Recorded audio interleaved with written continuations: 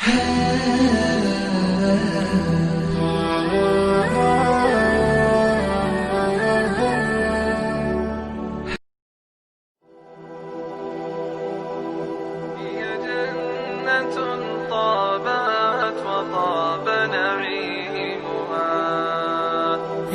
جنة طابت وطاب نعيمها، فنعيمها باق وليس بفاني، فيها الذي والله لا عين رآت، كلا ولا سمعت به الأذنان.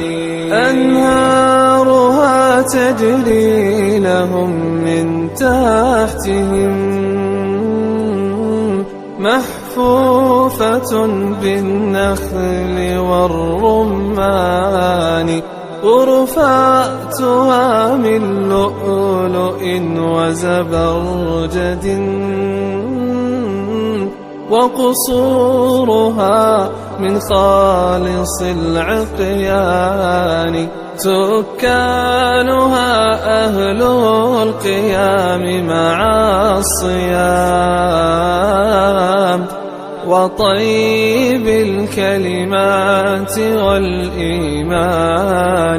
أكرم بجنات النعيم وأهلها،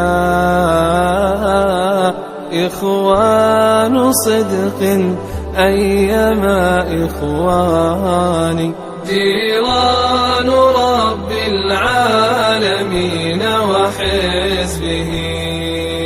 أكرم بهم في صفوة الجيران، وإذا بنور ساطع قد أشرقت،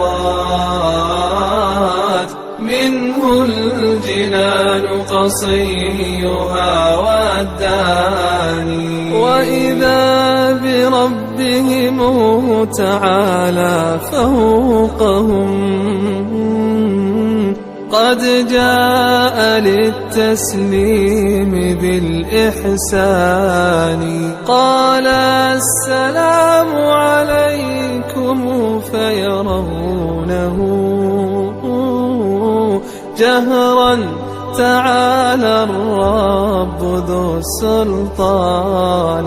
والله ما في هذه الدنيا ألذ من اشتياق العبد للرحمن، هم يسمعون كلامه وسلامه،